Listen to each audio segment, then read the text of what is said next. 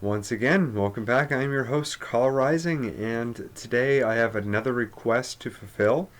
I was asked recently to make a video about what happens when you fall off the wagon with the Candida diet. So, first off, for those of you unfamiliar with this particular turn of phrase, falling off the wagon, I can let you look up the etymology. I'm not going to read it. You can freeze it if you want to read the etymology. We're just going to skip straight down here to the definition of Fall off the wagon. So, it's, third person or singular, simple, present, falls off the wagon, present particle, present participle, fall off the wagon. To cease or fail at a regimen of self-improvement or reform, to lapse back to an old habit or addiction. Though he fell off the wagon several times, he eventually succeeded in quitting. So, talking about falling off the wagon with Candida Diet. So, what happens when we fall off the diet? Well, first off, so how long does it take for Candida albicans, to grow culture-forming units at MEA at 37 degrees Celsius? So MEA is, I believe, just like a general mediator. Like it's a general, like common media that you would grow it in. What is 37 degrees? 37 degrees is you with an ever so slight low grade because your immune system is struggling with something. So yeah. How long? How long? How long? Should be around 24 to 36 hours. 24 hours, 48 hours. This is a generous estimate of how long it takes for Candida that's not being treated or starved properly to get a leg up. 48 hours for full growth. Candida albicans, fast-growing fungus which can grow well on most of the media, including PAL sunflower seed medium and APRM agar, which is, like agar gum. Opportunistic fungus can be easily isolated from clinical and environmental samples within 2 to 3 days at both 25 and 37 degrees centigrade. However, the subculture of Candida albicans, particularly the one that's the most problematic for the population, can grow within 18 to 24 degrees centigrade. So if you're running cold, yeah, still will run. And why is that?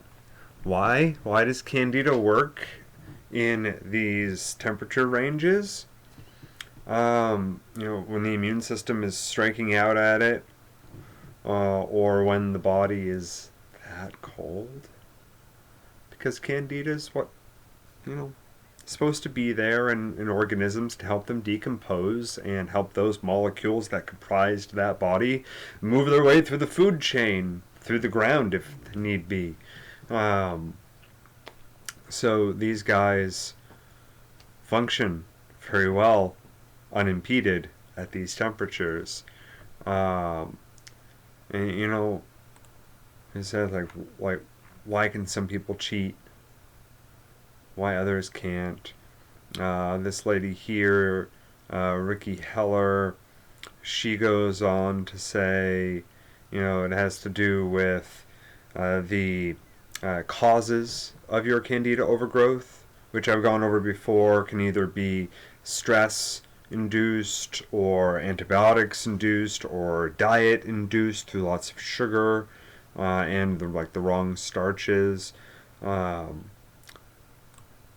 Go back to my thing here from a while back. This is my ever so confusing but maybe easier to read like this than on my camera on my phone in another video. Um, look, I even got a good cursor here for you guys. This is a cause and effect relationship through different things going on around Candida overgrowth and the other domino effects that happen from it. This is by no means intended to be a complete thing here, but it's fairly comprehensive, I think. So, we're talking about falling off the wagon. So we're going to bring it down here to bad decisions, stress, comfort, eating, depression, anxiety. This is a cycle right here that has other things that spin off and feed it.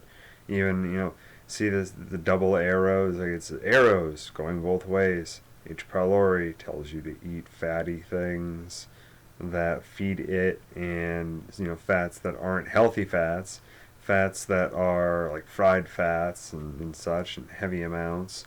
That is going to still break down to sugar really easy, and then be good food for Candida. So it doesn't take very long for these things to grow, and if they're already in an established situation, I've heard people in lectures saying things like, like you can have 6 or 7 or more generations grow in a day, unimpeded and well fed. They're just like, oh, these guys all reproduced. Now, all of the original ones and the new ones all reproduce. The original ones, the new ones, and the newest ones all reproduce. Asexually, they're single cell organisms. They get in all the different nutrients that they need to have a nice amount of structural materials to build a new one of themselves, and then there were 2, and then 4, and 8, and so on. I've found that sometimes it's hard to gain ground while doing this, but if you absolutely have to cheat, not that I'm saying you should cheat, some people have a harder time cheating and recovering. It depends on their situation, depends on how far along in their recovery they are. But it's just not usually a good idea. But as I was gonna say, if you're going to cheat, you poison the food. And I don't mean poison it with arsenic or strychnine, because we're trying to improve our health. We'll get into arsenic stuff maybe someday in a B17 video. But yeah, some good antifungal agent, at least some oregano or some garlic. Like if you're gonna eat some pasta, throw some extra garlic on it. But of course, you want to make sure before you start having foods that feed Candida again, you want to make sure you heal your gut. If you don't heal your gut and remove factors that promote Candida growth in your tissues, such as heavy metal like toxicity, then your environment is going to be full of Candida and perfect for Candida. They'll eat all your blood sugar. A lot of people say, like, oh, it's the Candida making you crave sugar. Yeah, they do have their whole signaling bit up the vagus nerve like any other bacteria in your gut. But a large part of that sugar craving, that's depletion of your glucose because they're eating your blood sugar. if you have a severe body-wide overgrowth. Um, that's, as well as all of, a depletion of your B vitamins from bacteria that would have made them for you, or helped scavenge them for you, because we get them from multiple sources. Um, that so sugar cravings and that fatigue and all of that, it's malnutrition. It's malnutrition from leaky gut, from inflammation in the intestinal lining, inflammation around capillaries, and these bacteria that are acting like you're already dead to an extent, because their situation is different, with the pH in the gut being off, being too alkaline, the pH in the blood being too acidic. These are things that cause death unchecked. And these bacteria are going, yeah, looks habitable. Looks like it's my time to shine. Um, so, what you want to do, if you find yourself falling off the wagon, aside from getting right back on it, is you need to remind yourself that you probably are dealing with severe amount of glucose deprivation for your brain.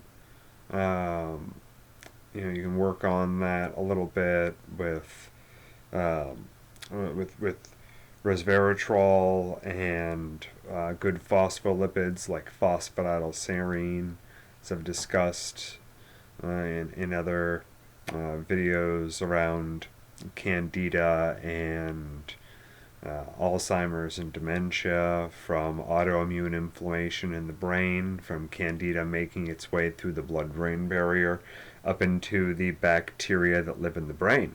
Because, yeah, remember, we do have bacteria that live in the brain. And you're going to have probably more sugar cravings if you've got a little bit of bacteria in the brain. I mean, a bit of Candida in the brain. But, the best thing is get right back on it. Go take your antifungal. If you've fallen off the wagon for a while, make sure you detox first. Detox during, but detox before you start killing. Because if you have caused enough candida to grow in your system again, that killing them is going to release a buttload of toxins into your system, you want to at the very least take some milk thistle, maybe a little burdock root, go a little further. There's a lot of other good herbs, but you want to mainly cleanse the um, the bottom part of the tract first. So maybe have a cup of laxative tea. Go do a liver cleanse really quick. Have another laxative tea. Um, get your lymphatic cleared up a little bit. Make sure that there's proper drainage for everything that's going to end up in your blood when you kill Candida that has been given a new lease on life by a lapse in regimen. Been through this. I've as a Candida survivor, I know it's hard. It's really hard when we're not feeling good, especially when we're not feeling good because we're trying to get better. And it's almost like sometimes we're more comfortable if we just let this fungus slowly envelop us, until really bad health problems creep in at an early age because of them. But it's all avoidable if we want to really just get on top of this and keep on top of this. Yeah. All of the links here will be in the description below, including this thing here on how long each stage should last. You know, others can take 6 months. Look at that. 6 months. I've heard a year. It was like a year for me, but I struggled for like 20 years plus as my problems developed before I really understood what was going on. And now I have the health that I should have had when I was 18 or 19, now that I'm 36. Go figure. I'm healthier than most people my age. I'm probably healthier than most people almost half my age in the general American consensus. It's every day I wake up feeling even better than the day before. Yeah, just like as I was saying here, willpower around decisions. All of this is very, very, very much an echo of what I was just saying, and I haven't even fully read this until now. Just kind of skimming through it. I've just been up and down this whole Candida rodeo, I don't know, Rodeo Coliseum, rodeo arena many times, and trust me, I have felt like both the rider and the horse in every conceivable situation. It was rough, but you know, I did it. You can do it. I used to be an absolute sugarholic, and who would drink a little every day, at least a beer or two. Managed to reverse all of these problems. Got myself off of prescription antibiotics. Haven't had a dose in years. Take a lot more probiotics and fiber than anything else nowadays, just to keep tweaking that intestinal biome and improving it, giving the bacteria in there more of a chance to properly assert themselves against the fungal species. And, you know, belly's almost gone. Belly's almost gone, almost down to the 6-pack under here. Muscle like I haven't had in my entire life. My joints don't really ache and creak anymore. I do better on less sleep than I used to. All these things come back. You just got to deal with Candida. You got to deal with the collateral damage from the infection and the mycotoxins. And you've got to deal with this whole bit right here. Whole bit right here around stress, comfort eating, around depression, anxiety, around making bad decisions, and then about you don't want to eat your bad just dietary decisions. It's like, I'm depressed because I eat the wrong stuff, so I'm eating more of it. That's what a lot of people do. It's hard. This is all really hard. Look, there's mental illness in here directly. Cortisol from stress, mental illness, leading right back down. And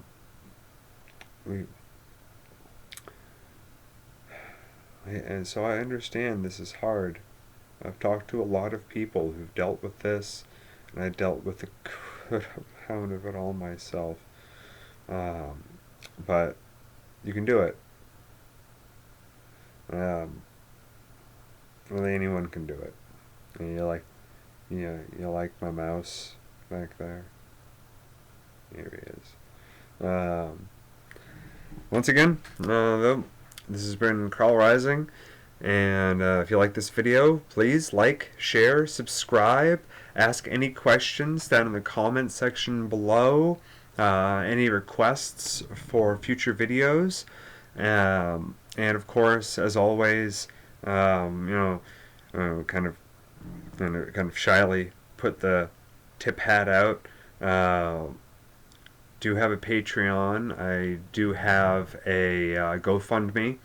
Always grateful for donations. Haven't received any yet, but that pressure's not particularly on anyone. But it would be really helpful I know everyone's struggling right now, but yeah, it would help me continue making these videos for you guys. Alright. Thank you very much. Stay healthy. Get healthy. Be well. Take care.